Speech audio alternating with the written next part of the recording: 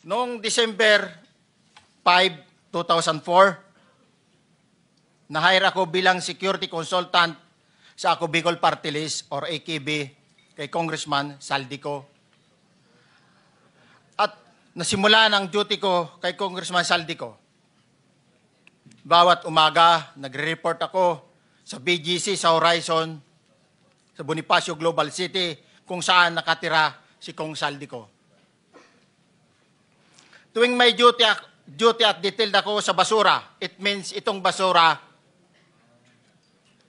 ito yung box ng pera na pinag-uusapan natin sa kasalukuyan. Mr. Gutesa, mag-stick ka lang sa binabasa mo. Huwag ka nang nag-a-adlib. Kung ano yung nandito, basahin mo lang. Yes, Your Honor. Tuwing may duty detail ako sa basura, pumupunta kami sa 28 Ladybug Corner, Dragonfly, Valle Verde 6, Pasig City. Tagabuhat lang ako ng malita ng basura. Ang ibig sabihin ng basura ay malita na may lamang pera. Ang bawat malita ay may lamang humigit kumulang 48 million pesos.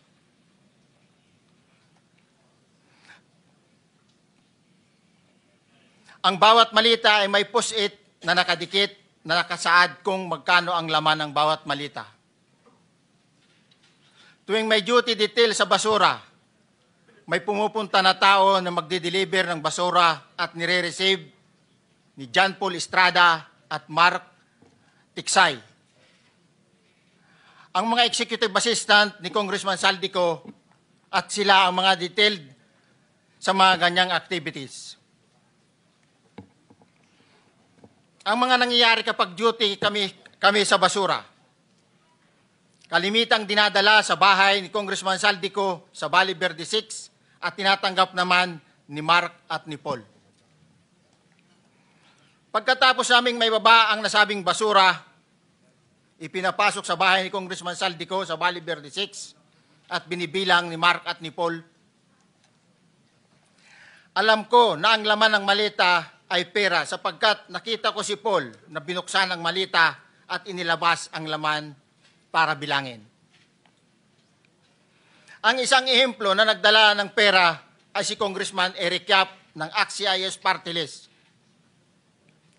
46 na malita ang dala niya sa bahay ni Congressman Saldico sa Valle Verde 6. Pagkatapos mabilang, isinakay namin sa mga sakyang patungo sa Horizon Residence sa Taguig.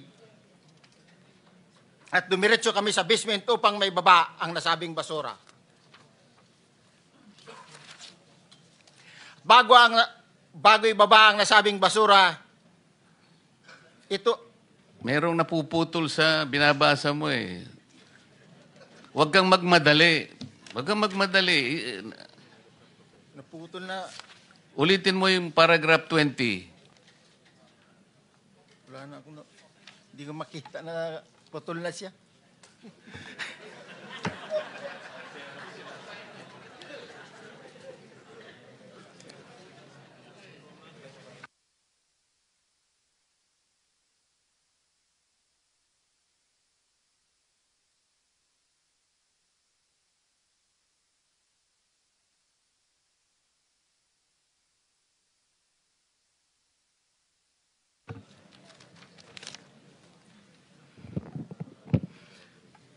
Pagkatapos, mabilang ang sinasakay namin sa mga sakyang patungo sa Horizon Residence, Taguig. Pagdating sa Horizon Residence, dumidiretso kami sa basement upang maibaba ang nasabing basura at dalhin sa unit ni Congressman Saldico sa 56th floor sa nasabing lugar kung saan siya nakatira. Bago ibaba ang nasabing basura, ito ay bawas na. Halimbawa, nag-akyat kami ng 46 na malita. Ibababa lamang namin ay 35 malita para i-deliver sa bahay ni House Speaker Martin Romualdez sa 42 McKinley Street, Taguig. Ang 11 11 malita ay naiwan sa taas ng 56th floor sa Horizon Residence.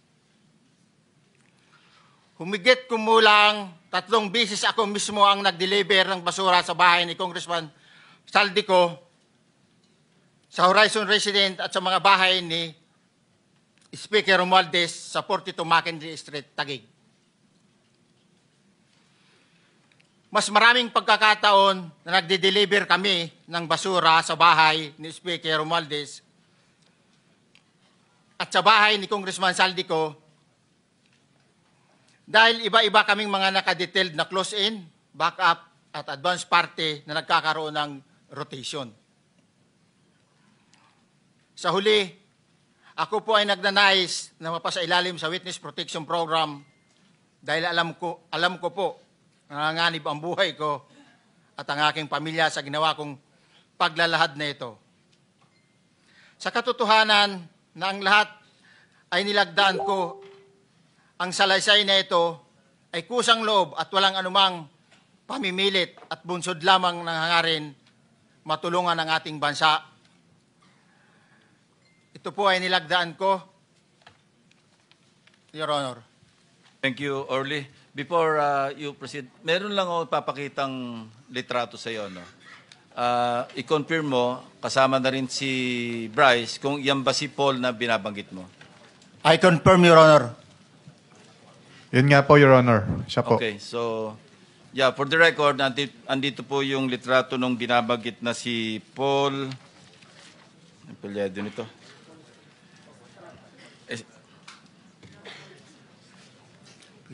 John Paul Estrada, hindi ba? Yes, Your Honor. Oh, sige. Thank you very much. You may continue, Senator Marcoleta. Thank you, Mr. Chair. Mr. Gutesa, dito sa iyong paglalahad ay gumawa ka ng isang paghalimbawa.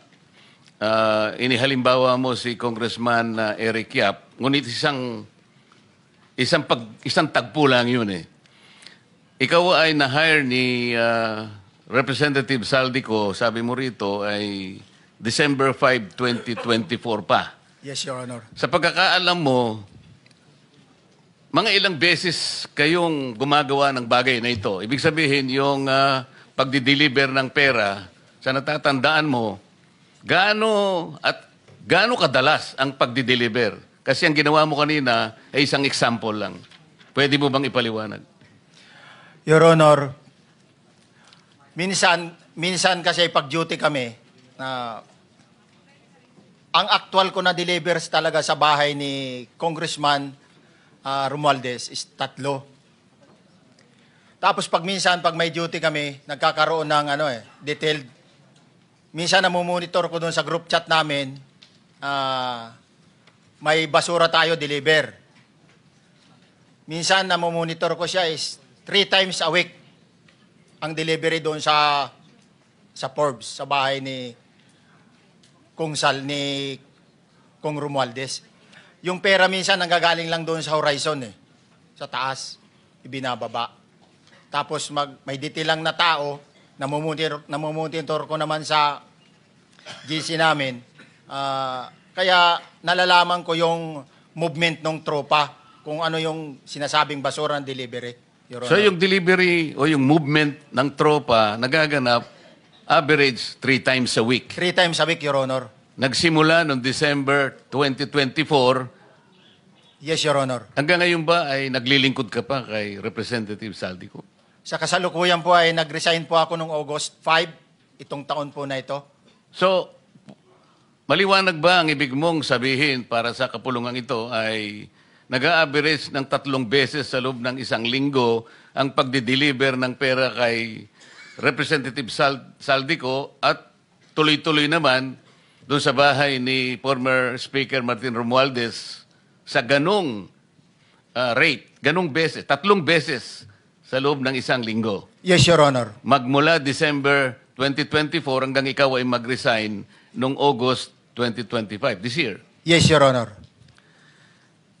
Mr. Chair, Senator Marcolita, short Yes, interjection. with the permission of Senator Marcoleta. Thank you, may Mr. proceed. Chair. May maibigay ka ba na pangalan? Kasi ang sinasabi mo lang ngayon, as far as you're concerned, during ikaw ay nagdo-duty. nagro-rotation basis yung duty. So pag wala ka, absent ka, iba ang nagdo-duty, iba rin ang nagtatanggap sa pera at nagdi-deliver. Am I correct?